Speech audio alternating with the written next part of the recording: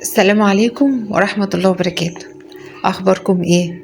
يا رب تكونوا بخير. أحلى متابعين لقناتي اللي ما بينسوش يحطولي اللايك ودايما مفرحيني بتعليقاتهم الجميل، واللي أنا دايما بسعى إن الفيديو عندي يكون فيه نصيحة أو حاجة تنفعنا، ودايما نفتكر إن القناة هتبقى وإحنا اللي هنموت، وإن قناتك يا إما انت سايب حسنة جارية يا اما سايب سيئة جارية.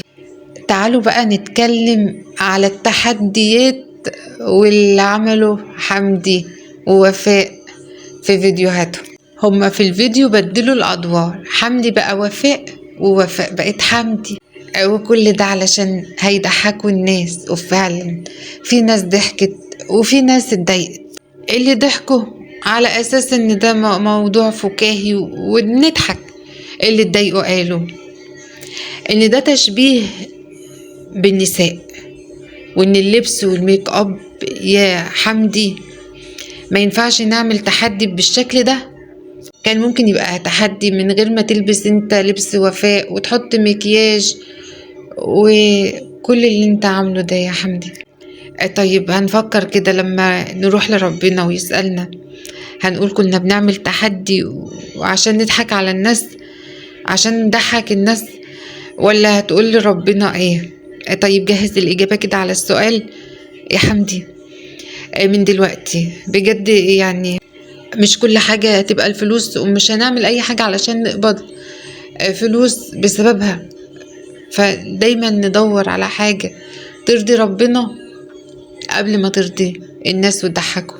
ده بقى أبو زياد لما كان زوجته عايشة وكان في الصورة دي شايل بنته ريماس. أبو زياد الله يعينه ويقويه، والقانون احنا منتظرين دعمك لأب محروم من أولاده.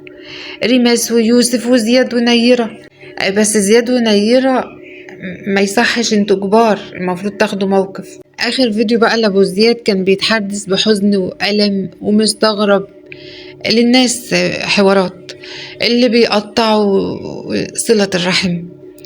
ريماس بنت أبو زياد بعد موت أمها لما كانوا في الفيلا القديمة كانت واثقة من نفسها. ريماس دلوقتي عارفة ان مفيش امان ولا سند ولا اب موجود، الام ماتت وموتوا معاها ابوها. ابو زياد بيقول اللي بيحصل ده استغلال. دلوقتي ريماس قالوا تعبانة وصوروا فيديو على اساس ان ريماس تعبان، والناس كمان في التعليقات بتقعد تقول لهم فيديوهاتكم ما عادتش حلوة زي الاول، عادت مملة ودمها تقيل، وان عيال ابو زياد هم اللي جايبين لكم المشاهدات. وزوجات محمد وحسن وبالذات زوجة حسن بتتكلم بصوت عالي وبطريقة كلامها واسلوبها وصوتها وفيديوهاتها، ما بقتوش يعني الناس تتحفز ان هي تشوفكم زي الاول بسبب اللي حاصل مع ابو زياد.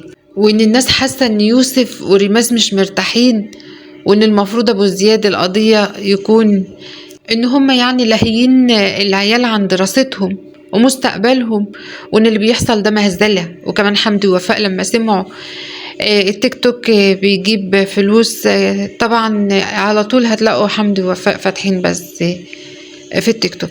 والله يا ابو زياد نعمة ربنا بتتسلب بسرعة بلمح البصر للناس الغافلة والجبابرة اللي لاهين عن ربنا وغرتهم الدنيا ملذاتها.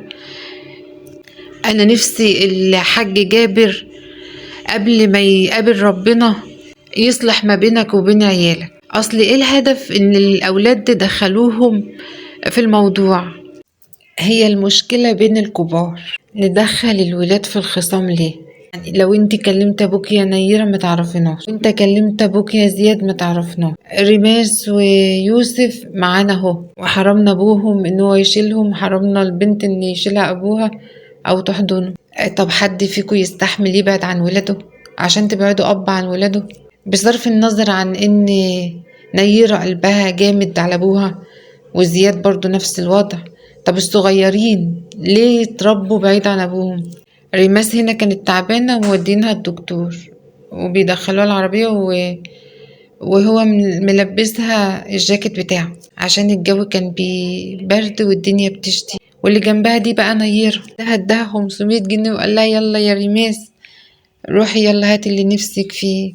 طبعا كل دي هتبقى إغراءات علشان خاطر ما يفكروش في أبوهم، بس مهما كان مهما خدوا فلوس الأب ما يتنساش ولا بيعوضوا أي فلوس. ربنا يرد الحق لأصحابه.